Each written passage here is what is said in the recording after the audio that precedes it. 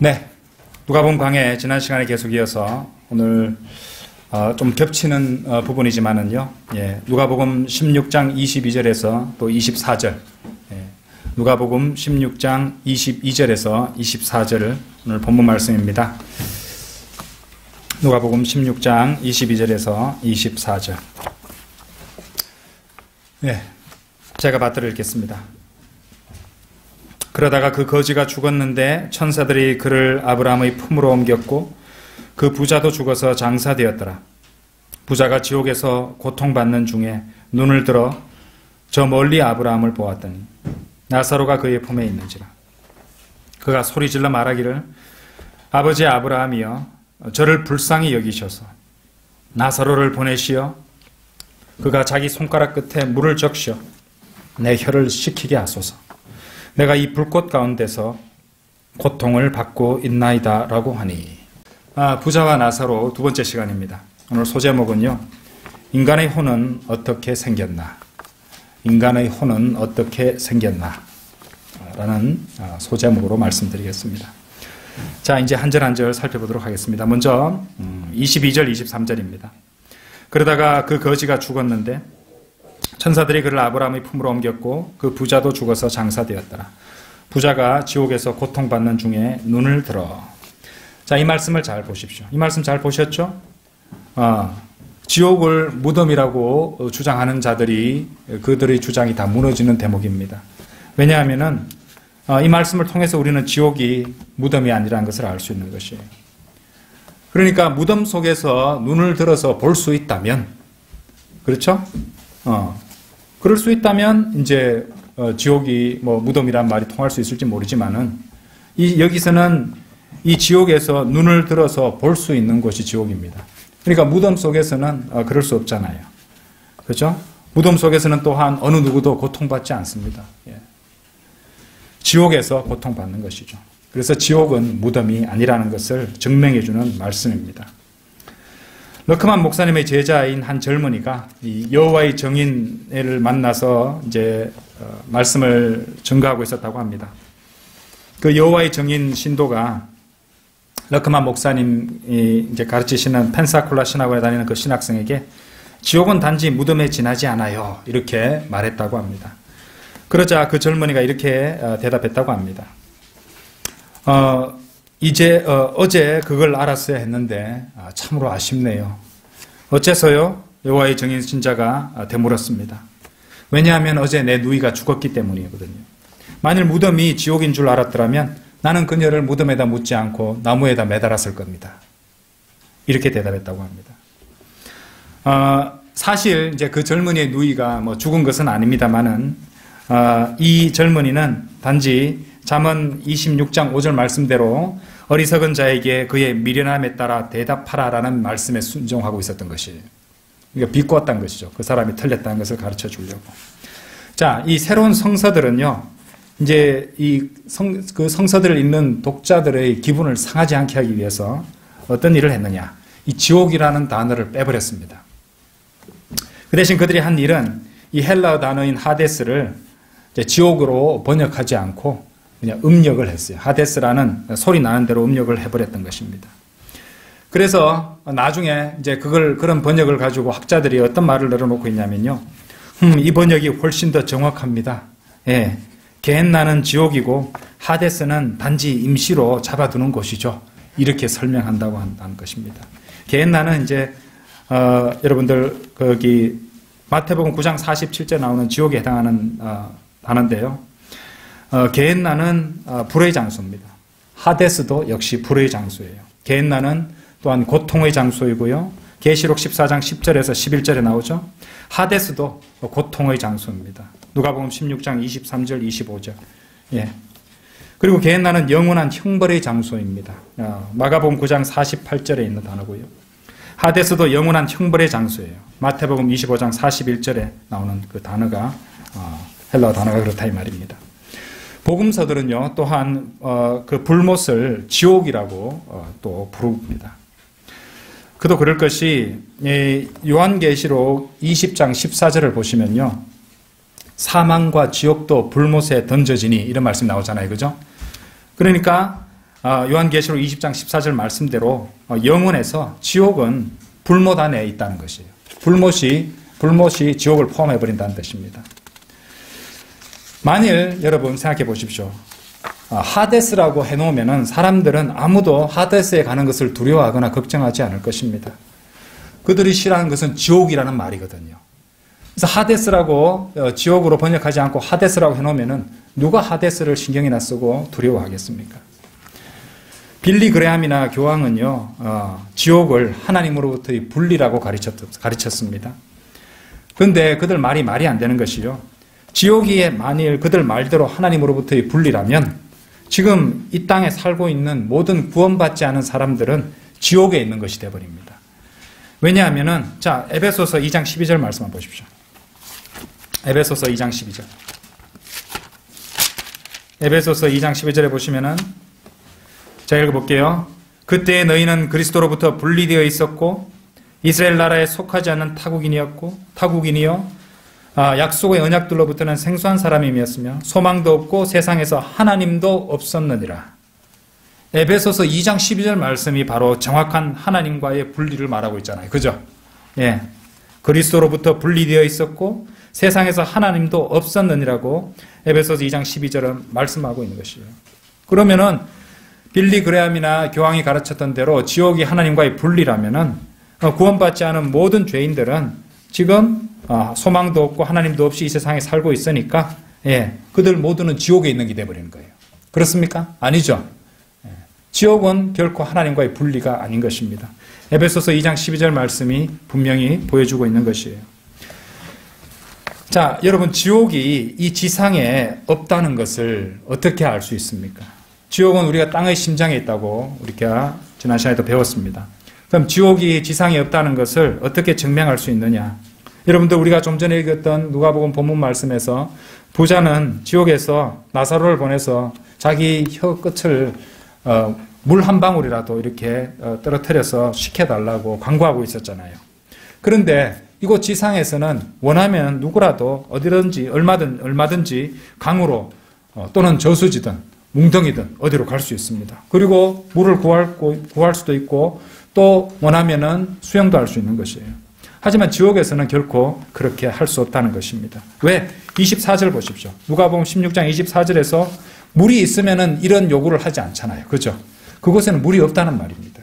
그 지상에 지옥이 없다는 것이에요. 사람들은 조금만 힘들면은 지옥이라고 하잖아요. 그럼 그 사람들은 지옥의 뭔지를 모르고 하는 소리예요. 조금 힘들면은 지옥 같다고 하잖아요. 그죠?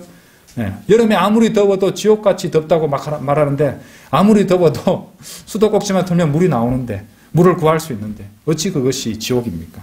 그분들은 지옥이 뭔지를 모르는 것입니다. 지옥은 하나님으로부터의 분리가 아니죠. 지옥은 불의 장소이고 고통의 장소입니다. 다시 말씀드릴게요. 지옥은 불의 장소이고 고통의 장소입니다. 그곳에 가는 사람은 불타게 될 것입니다. 화염 속에서 그렇게 활활 불타게 될 것입니다. 그리고 그 죄인은요, 심판 때까지는 결코 그것으로부터 나올 수가 없을 것입니다. 그리고 그렇게 나온다 할지라도 그 짧은 과도기적 시간이 그 죄인에게 위안이나 또 고통의 중단을 줄 수는 없습니다. 왜냐하면 그 사람은 곧장 불못으로 들어가게 될 것이기 때문입니다. 여러분, 그것이 지옥입니다. 빌리 그라함이나 교황이 하고 있었던 일은요, 단지 문자적이고 불타는 지옥을 믿고 싶지 않고 거부하는 그들의 청중들을 기분 좋게 해주고 잡아두기 위해서 했던 그런 정치적 발언에 지나지 않는 것입니다. 여러분, 만일 이 설교를 듣고 있는 분 가운데 아직 구원받지 않은 분이 있습니까? 그렇다면 그분에게 정말로 중요한 충고 하나를 드리고 싶습니다. 그것은 바로 새까맣게 타버린 토스트 빵이 되기 전에 생명의 빵을 받아들이라는 것입니다. 무슨 말인지 아시겠어요? 지옥에서 새까맣게 타버리기 전에 생명의 빵을 받아들이라는 것입니다. 요한복음 6장 35절에서 예수께서 그들에게 말씀하시기를 내가 생명의 빵이니라. 내게 오는 자는 결코 배고프지 아니하며 또 나를 믿는 자는 결코 목마르지 아니하리라. 부자는 혀끝을 물방울 한 방울이라도 떨어뜨려서 식혀달라고 했습니다. 얼마나 지옥의 목마름이 고통스럽겠습니까? 근데 생명의 빵을 받아들이는 우리 주 예수 그리스도를 주님으로 믿고 영접해서 구원 받으시면 그렇죠? 결코 목마르지 않는다고 예수님이 약속하신 것이에요. 여러분 성경은 말씀하십니다. 히브리서 12장 29절 한번 열어보세요. 직접 몇 구절 보시겠습니다. 히브리서 12장 29절에서 직접 눈으로 보시기 바랍니다. 우리 하나님은 소멸케 하시는 불이십니다. 우리 하나님은 소멸케 하시는 불이십니다. 성경은 하나님의 속성 가운데 불의 속성을 말씀하고 있습니다. 그렇죠? 우리 하나님께서는 태양보다도 더 순수하시죠? 태양에도 아무리 밝고 뜨거운 태양에도 검은 부분이 있는 거 아십니까? 흑점이라는 거 들어보셨죠? 그렇죠? 태양도 흑점이 있습니다. 어두운 부분을 갖고 있어요. 하지만 성경은 요한일서 1장 5절에서 곧 하나님은 빛이시요 그분 안에는 어두움이 전혀 없다는 것이라 이렇게 말씀하시는 것입니다. 태양의 온도를 아십니까? 화씨로는 9,000도고 섭씨로 환산하면 5,000도에 육박합니다. 그렇게 엄청난 불덩어리를 만드신 분 앞에 인간이 자기 능력으로 어떻게 설 수 있겠습니까? 정답은 그럴 수 없다는 것이죠. 적어도 인간의 능력으로는 결코 그분 앞에 설 사람이 아무도 없다는 것입니다. 믿지 않는 자는 이렇게 말하겠죠. 저기 만일 하나님이 사랑이시라면 어떻게 그 사랑이신 분이 누구라도 그 사람을 지옥에 보내시고 영원히 불태울 수 있습니까? 사랑의 하나님이 어떻게 그런 끔찍한 일을 하실 수 있나요? 하지만 그들이 잊고 있고 그들이 무시하고 있는 사실이 한 가지가 있습니다. 바로 하나님께서는 그 사랑이신 속성만큼이나 죄를 심판하셔야 되는 이 공의로움 그리고 거룩하심을 또 갖고 계신 분이라는 것입니다. 하나님의 사랑이라는 속성만큼이나 그분의 거룩하심과 공의로우심이 있다는 사실을 그들은 애써 외면하고 무시하고 생각지 않으려는 것입니다. 그래서 한 사람의 죄인은요, 결국 자신의 죄로 인해서 하나님의 성품 가운데 하나이신 소멸케 하시는 불을 겪을 수밖에 없습니다. 그리고 그 사람이 지은 죄는요, 영원하신 분에 대해서 지은 죄입니다. 영원히 살아계신 분한테 지은 죄는요, 그 죄를 지은 대상이 영원하신 존재이기 때문에 그분이 살아계시는 한 그분의 불을 감당할 수밖에 없는 것입니다. 언젠가는 죽을 수밖에 없는 유한한 사람에게 지은 죄가 아니라 영원히 살아계신 하나님 앞에 지은 죄이기 때문에 그 죄인의 죄는 영원토록 심판받을 수밖에 없고 하나님의 뜨거운 소멸케 하는 불을 영원히 감당할 수밖에 없다는 것입니다. 자, 이 설교를 듣고 계시는 혹시 아직 구원받지 않으신 분이 있다면, 그 죄인이 있다면 잘 듣기 바랍니다. 하나님의 사랑을 운운하기 전에 하나님의 사랑을 발견할 수 있는 곳이 단 한 곳밖에 없다는 것을 아셔야 됩니다. 그리고 하나님의 사랑을 발견할 수 있는 그 장소 단 한 곳은 바로 갈보리입니다. 갈보리. 요한복음 3장 16절에서 하나님께서 세상을 이처럼 사랑하셔서 그의 독생자를 주셨으니 이는 그를 믿는 사람은 누구든지 멸망하지 않고 영생을 얻게 하려 하심이라고 말씀하셨습니다. 하나님께서 세상을 사랑하시기 위해서 하나님께서 그 사랑을 드러내시고 또 증명하신 그 방법은 그분의 독생자를 주셔서 십자가에서 죽게 하셔야 했던 것이에요. 그것이 하나님께서 사랑을 드러내신 방법이었어요. 방식이었던 것입니다. 로마서 5장 8절에서도 우리가 아직 죄인이었을 때 그리스도께서 우리를 위하여 죽으심으로써 하나님께서는 우리를 향한 그의 사랑을 나타내셨다고 말씀하신 거예요. 그러니까 하나님께서 그의 사랑을, 진리의 사랑을 나타내신 방식은 그분의 독생자를 십자가에서 죽게 하신 것입니다. 왜 그럴까요? 왜? 죄의 싹은 사망이기 때문입니다. 하나님은 공의로우신 분이시기 때문에 그 죄의 싹은 사망이라는, 인간은 모두 죄인으로 태어났으니까 그 죄값을 치러야 되는 거죠. 그 죄의 싹은 사망을. 근데 인간이 죄인으로서 죽게 되면요, 그 인간의 죄는 사라지지 않고 영원히 지옥에서 고통받을 수밖에 없습니다.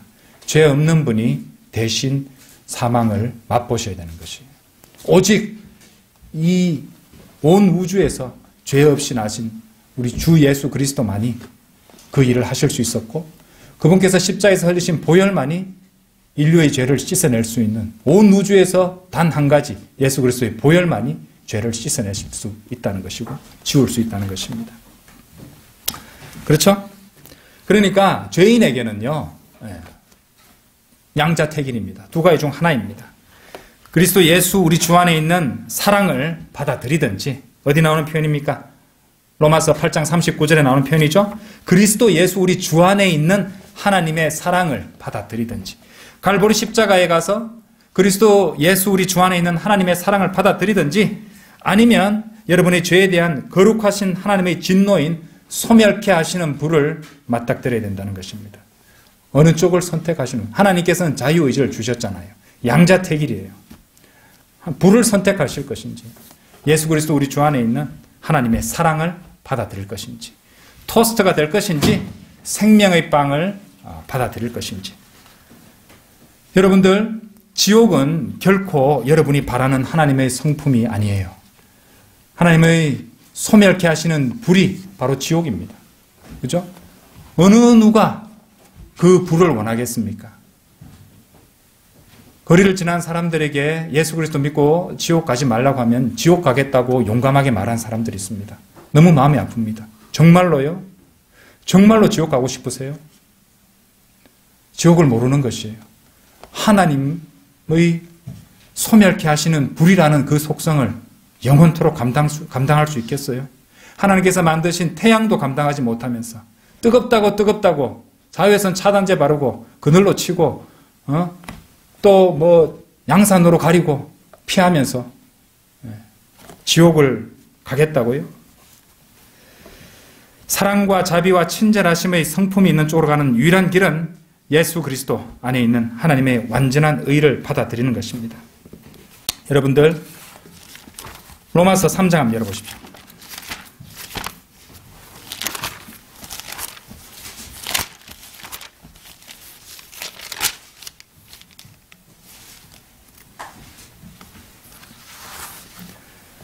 인간의 의는 더러운 걸레와 같습니다. 아무리 선한 일을 하고 종교에 귀의해서 종교의식을 다 따르고 구제하고 선한 일을 많이 해도 인간의 더러운 걸레와 같은 의로는 그 자신을 구원할 수 없습니다. 그렇기 때문에 하나님의 의를 인간은 소유해야 됩니다. 여기 3장 23절 보십시오. 이는 모든 사람이 죄를 지었으므로 하나님의 영광에 이르지 못하다가, 모든 사람이 죄인으로 태어났습니다. 아담의 범죄함으로 아담의 피를 받고 태어난 그 이후에 모든 인간은 죄성을 갖고 죄인으로 태어났어요. 그렇기 때문에 개인적인 차이는 있을지언정 모두가 죄인입니다. 마음으로 짓는 죄, 눈으로 짓는 죄, 손으로 짓는 죄, 발로 짓는 죄, 생각으로 짓는 죄, 모두가 죄인입니다. 그것이 하나님의 선포인 것이에요. 모든 사람이 죄를 지었으므로. 그런데 그 사람은 하나님의 영광에, 죄인은 하나님의 영광에 이르지 못합니다. 하늘에 이를 수가 없습니다. 모든 사람이 죄를 지었기 때문에 하나님 계신 거룩하신 하늘에 죄인은 갈 수가 없는 것이에요. 그래서 이르지 못한다고 말씀하시는 것입니다. 그래서 하나님께서는 인간들에게, 그죠? 예수 그리스도를 주시는 것이에요. 하나님의 의가 바로 이겁니다. 22절 보세요. 곧 하나님의 의는 예수 그리스도를 믿음으로 인한 것으로 모든 자와 믿는 모든 자에게 미치나니 차별이 없느니라. 그러니까 하나님의 의를 소유해야지 하나님이 계신 하늘나라에 갈 수 있습니다. 그러므로 하나님의 의를 어떻게 받느냐? 22절에 나오잖아요. 예수 그리스도를 믿음으로 인한 것으로. 그렇죠? 그럼 예수 그리스도를 믿는다는 것이 무엇입니까? 그분을 로마서 10장 9절 10절 보십시오. 네가 네 입으로 주 예수를 시인하고 또 하나님께서 그를 죽은 자들로부터 살리신 것을 네 마음에 믿으면 구원을 받으리라. 이는 사람이 마음으로 믿어 의에 이르고 입으로 고백하여 구원에 이르기 때문이라. 자, 예수 그리스도를 믿음으로 하나님의 의를 소유할 수 있는 길이 바로 로마서 10장 9절 10절에 나옵니다. 예수님이 하나님이시면서 지옥에 갈 수밖에 없는 나 자신을 대신해 십자가에 피 흘려 죽으시고 성경대로 장사한 지 사흘 만에 부활하신 것을 마음에 믿고 그분을 자신의 구주로, 구세주로 믿고 영접하는 것이에요. 그렇죠? 예. 그리고 입으로 시인해서 구원이 이루어진다는 것입니다. 그게 바로 로마서 10장 9절 10절 말씀인 것입니다. 회개의 마음, 자신이 죄인이라는 사실을 알고 자신의 노력과 이 세상의 어떤 수단과 도구로도 자신의 죄를 없이 할 수 있는 게 없다는 것을 알고 하나님께로 돌이키는 마음의 변화가 회개입니다. 그리고 이 복음의 어린아이와 같이 믿음으로 믿는 것입니다. 그것이 믿음으로 순종하는 것이죠. 그래서 만일 자신이 구원받지 못한 죄인이라면 지금 하나님 앞에 나는 이렇게 살다가 죽으면 지옥 갈 수밖에 없습니다. 주님, 저는 구원받고 싶습니다. 지옥이 너무도 무섭습니다. 어떻게 하면 됩니까? 로마서 10장 9절 10절 말씀대로 마음으로 믿으시네. 머리로 이성적 동의를 하는 것이 아니죠. 예수님의 보혈만이 내 죄를 씻어낼 수 있는 유일한 것이라는 것을 알고 그 보혈을 믿는 믿음입니다. 그렇죠? 그 믿음으로 예수 그리스도를 주님으로 영접하는 것이에요. 그러시면 누구나 그 자리에서 구원받을 수 있는 것입니다. 이 시간을 빌어서 잠시 영접 기도를 하겠습니다. 온라인으로 들으시는 분들 혹시 구원받지 않은 분이 있다면 지금 회개하는 마음으로 제가 드리는 이 영접 기도를 마음으로 진정으로 따라 기도하시고 구원받으시기 바랍니다. 기도하겠습니다. 위대하신 하나님, 저는 죄인입니다. 죽어서 영원히 지옥에서 고통받을 수밖에 없습니다. 하지만 저는 오늘 예수님께서 하나님이시면서 저희 죄를 대신해 십자가에 피 흘려 죽으시고 장사한 지 사흘 만에 부활하신 사실을 마음으로 믿고 예수님을 저희 주님으로 영접하고자 합니다. 제 안에 오셔서 저희 주님이 되어주시고 저희 모든 죄를 제거해 주시옵소서. 저를 구원해 주셔서 감사합니다. 남은 제 인생을 주님을 위해 살아갈 수 있도록 인도해 주십시오. 예수님의 이름으로 기도드렸습니다. 아멘. 만일 진정으로 마음으로 기도하셨다면 이 순간 그 기도를 따라 하신 분은 구원받으신 것입니다. 예. 그러니까 하나님께서는 우리에게 자유의지를 주신 것입니다. 우리는 로봇이 아니죠. 네.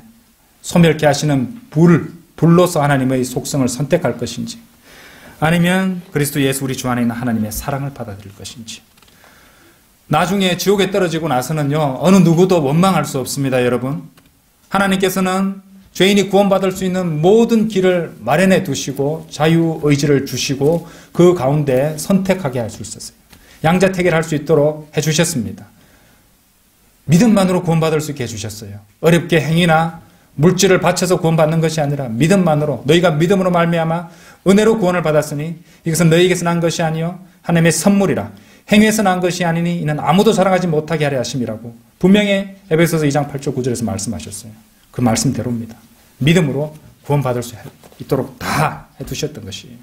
그렇기 때문에 어떤 사람이 지옥에 떨어진다면요, 절대로 누구를 원망할 수 없습니다. 오직 그 사람의 책임인 것입니다. 새까맣게 타버리는 토스트가 되지 말고 생명의 빵이신 예수 그리스도를 믿고 영접하시기 바랍니다. 다시 누가복음으로 돌아오셨어요. 좀 더 공부하고 마치도록 하겠습니다. 본문 말씀 23절, 24절에서 발견할 수 있는 위대한 진리에 대해서 좀 더 공부를 하시겠습니다. 자, 오늘 소제목은 인간의 혼은 어떻게 생겼는가? 이것이었죠? 이제부터 그 얘기를 드리도록 하겠습니다. 먼저 우리는 혼이 그 형태가 몸은 아니지만 몸과 같이 생겼다는 것을 알아야 됩니다. 혼에 대해서는 그리스 철학자들이 여러 가지로 가르쳤는데요. 무슨 두개골 뒤편에 무슨 게이트볼이나 크로켓볼이나 무슨 탁구공 같은 그런 동그란 것이 있어서 그것이 혼이었다. 이렇게 가르치기도 했는데 그렇지 않습니다. 자, 누가복음 16장 23절 보시면은요, 일단 혼은 23절을 통해서 두 눈을 가졌다는 것을 알 수 있습니다. 맞죠? 눈을 들었다고 했으니까요. 그렇죠? 부자가 지옥에 떨어졌는데 부자의 몸은 무덤에서 썩어버렸습니다. 지옥에 떨어져 있는 부자는 그러니까 부자의 몸이 아니라 부자의 혼인 것이에요. 그래서 23절을 통해서 우리는 혼이 두 눈을 가졌다는 것을 알 수 있고요. 24절 보세요. 그가 자기 손가락 끝에 물을 적셔. 그러니까 나사로의 혼을 얘기하고 있는 거잖아요. 혼은 손가락을 갖고 있습니다. 자, 그리고 24절을 보시면은 혀도 갖고 있다는 것을 알 수가 있는 것이에요. 그러니까 아까도 말씀드렸듯이 혼은 물리적인 몸은 아니지만은 그것과 다른 어떤 하나의 몸과 같은 형태라는 것을 우리가 알 수 있다는 것입니다. 여러분들 고린도후서 12장 한번 열어보십시오. 여기서도 우리가 혼에 대해서 공부할 수 있는 부분이 나옵니다. 고린도후서 12장.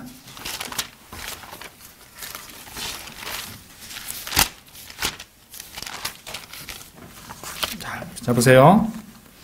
12장 2절에 보면 2절 3절 먼저 보겠습니다. 내가 14년 전에 그리스도 안에서 한 사람을 알았는데, 잘 보세요. 그가 몸 안에 있었는지 나는 말할 수 없고 몸 밖에 있었는지 나는 말할 수 없지만 하나님께서는 아시느니라.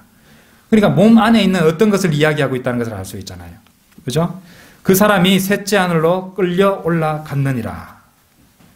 이때 사도 바울이 끌려 올라갔을 때 올라간 것은 사도 바울의 몸이 아닙니다. 3절, 내가 이런 사람을 아노라. 그가 몸 안에 있었는지 몸 밖에 있었는지 나는 말할 수 없지만 하나님께서는 아시느니라. 같은 표현이 두 번이나 나왔어요. 그렇죠? 예, 같은 표현이 두 번이나 나왔다는 말입니다. 두 번에 했던 말이 몸 안에 있었는지 나는 말할 수 없고 몸 밖에 있었는지 나는 말할 수 없지만. 그렇죠? 어째서 그는 그것을 말할 수 없었을까요? 자, 사도 바울은 셋째 하늘에서 영광 중에 서 있었습니다. 그리고 사도 바울은 그 셋째 하늘에서, 자, 4절 보세요. 그가 낙원으로 끌려 올라가서 말로 다 설명할 수 없는 말을 들었는데, 혼은 셋째 하늘에서 사도 바울의 혼은 뭔가를 들을 수 있었다는 것입니다. 그렇죠? 예. 사도 바울은 귀로 여러 가지를 들었는데 그의 혀로는 말할 수 없었다고 말하고 있는 것입니다. 왜 그랬을까요? 왜 그럴까요? 그때 사도 바울의 몸은 어디에 있었을까요? 사도행전 14장 한번 열어보십시오. 사도행전 14장 19절. 그때의 안티옥과 이코늄에서 거기로 온 어떤 유대인들이 무리를 설득하여 바울을 돌로 치니 그가 죽은 줄로 생각하고 성읍 밖으로 끌어내더라. 돌로 쳤고 그리고 성읍 밖으로 끌어내면서 바울이 죽었는지 안 죽었는지 파악할 수 없었을까요? 그죠? 바울은 실제로 그때 죽었던 것이에요. 그러면은 사도 바울이 셋째 하늘에 끌려 올라갔을 때 그의 몸은, 그러니까 그 끌려 올라간 그 순간에 그의 몸은 돌에 맞아서 돌무더기 아래에 깔려 있었다는 것을, 그 시체가 깔려 있었다는 것을 우리가 알 수 있다는 것입니다. 19절 말씀대로 루스트라에서 돌에 맞아 죽었지만은 셋째 하늘에 올라갔다가, 자 20절 보세요. 사도행전 14장 20절에 보면은 셋째 하늘에 갔다가 돌아온 장면이 나옵니다.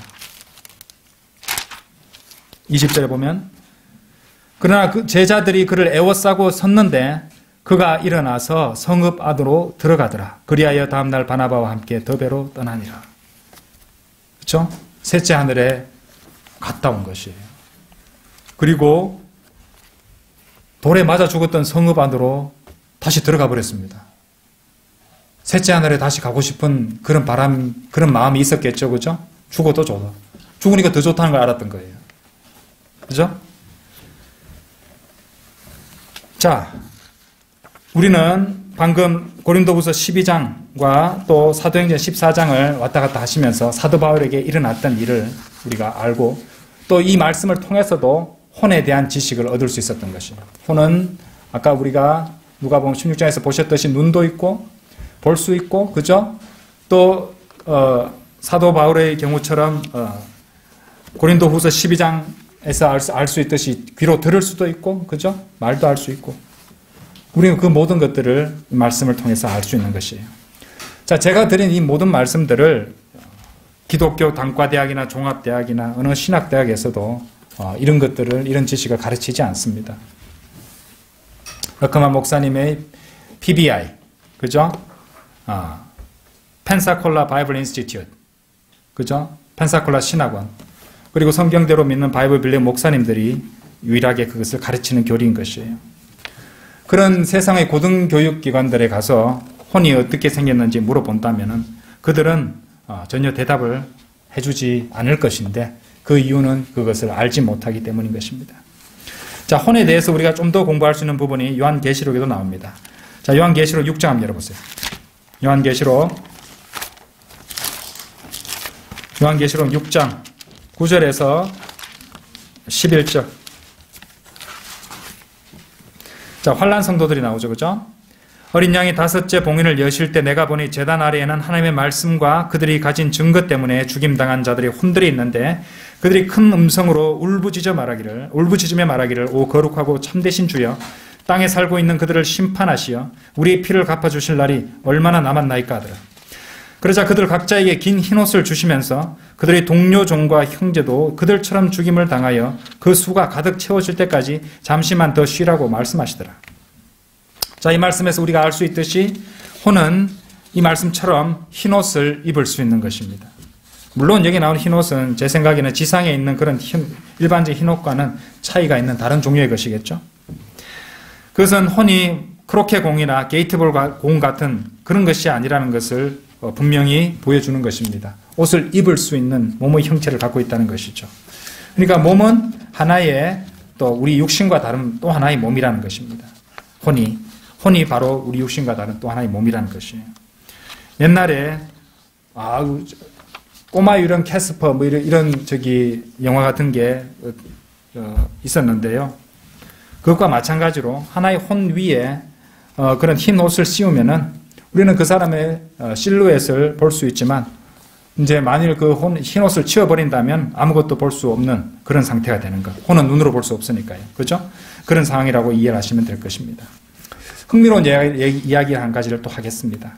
어떤 사람이 사고로 오른팔 팔꿈치 위 5cm까지 절단을 했다고 합니다.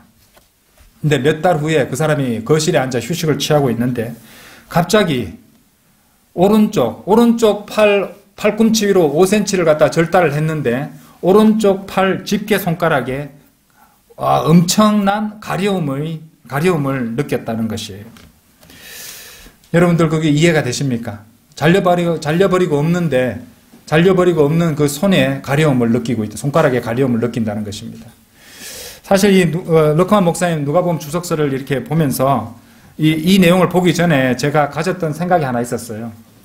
제가 대학 시절에 이제 흥미 삼아서 이제 교양 수업 가운데 심리학을 하나 선택해서 들은 적이 있었거든요. 그때 배운 것 중에 하나가 그 환상지 통증이라는 게 있습니다. 영어로는 phantom limb pain이라고 하는데요.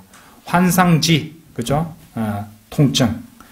그러니까 절단되어서 더 이상 그곳에 없는 신체 부위에 통증이나 가려움 같은 그런 불편한 감각을 여전히 느끼는 증상을 환상지 통증이라고 합니다. 이거는 실제로 의학 용어고 심리학 용어이기 때문에 실제로 그렇게 느끼는 것이라는 것을 우리가 알 수 있는 것이에요. 그래서 저는 그것이 우리 혼과 연관된 게 아닌가 생각해 본 적이 있었어요. 그러니까 사람의 팔이 이미 잘려버려도 우리 혼은 그대로 있단 말입니다. 거기에. 혼이. 그러니까 이제 불구자 다리가 절단됐거나 팔이 절단된 사람이 육신의 그 신체 부분은 사라지고 없다 할지라도 거기에 여전히 혼적인 몸이 남아있다는 것입니다. 자, 어떻게 그렇게 될 수 있냐고요? 의사들은 그것에 대해서 보통 전형적으로 이렇게 설명합니다. 그것은 신경 말단이라서 거기서 느끼는 겁니다. 근데 그것을 받아들이기도 상당히 힘든 것이 만일 그것이 신경 말단이라면 어째서 그 감각을 절단된 바로 이 뭉텅이 부분에 거기 안 느끼고 손가락 끝에서 느끼냐 이 말이죠.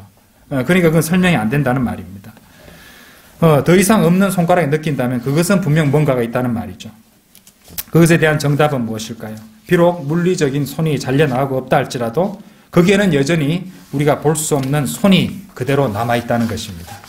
이 환상지 통증이야말로 혼적인 어떤 몸이 있다는 것을 보여주는 좋은 증거라고 저는 생각이 합니다. 그러니까 만일 이제 그것이 사실이라면 우리는 여호와의 증인들이 걱정하듯이 장기 이식, 이 사람들 장기 이식도 안 하고 수혈 안 하잖아요. 그죠? 이런 것에 대해서 고민할 필요가 없습니다. 신체 부분을 갖다가 이식받든지 피를 바꾼다 할지라도 그것은 그 사람 안에 있는 이게 혼의 그랬던 영적인 그런 혼의 몸을 갖다가 어떻게 영향을 끼치거나 바꿀 수는 없다는 것입니다. 그렇죠? 그것이 합리적인 판단입니다. 그리고 우리가 알다시피 어떤 사람의 본질은 그 사람의 몸이 아니라 그 몸 안에 있는 혼이라는 것을 우리는 안다는 것이죠. 자, 다 같이 고린도후서 5장 1절 한번 보시겠습니다. 고린도후서 5장 1절.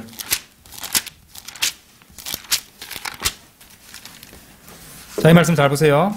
우리가 아는 것은 만일 땅에 있는 우리의 장막집이 무너지면 하나님께서 지으신 큰 집, 즉 손으로 짓지 아니한 하늘들에 있는 영원한 집이 있다는 것이라. 자, 바울은 여기서 우리의 물리적인 몸을 뭐라고 부르고 있습니까? 장막이라고 부르죠. 장막. 텐트입니다. 텐트. 그죠? 장막이라고 부릅니다. 그리고 이 말씀에서 그는 이렇게 말하고 있어요. 우리의 장막집이 무너지면 하나님께서 지으신 큰 집, 즉 손으로 짓지 아니한 하늘들에 있는 영원한 집이 있다는 것이라. 자, 여기에 이제 나오는 이제 그 영원한 집이라는 것은 장차 우리가 입게 될 우리의 영광스럽게 된 몸을 가리키는 것이 아닙니다, 여러분. 예. 그것은 하늘에 있는 뭐라고 할까요? 우리 혼의 몸 내지 혼적인 몸을 가리키는 것이에요. 그리고 그것은 장차 휴거 때 우리 부활한 몸과 결합하기 위해서 거기에 기다리고 있다는 것입니다. 참으로 놀랍죠? 우리는 이토록 놀라운 복된 소망을 품고 살아가는 사람들인 것입니다. 마지막으로 이 빌립보서 3장 21절을 읽고 오늘 공부를 마치도록 하겠습니다. 빌립보서 3장 21절.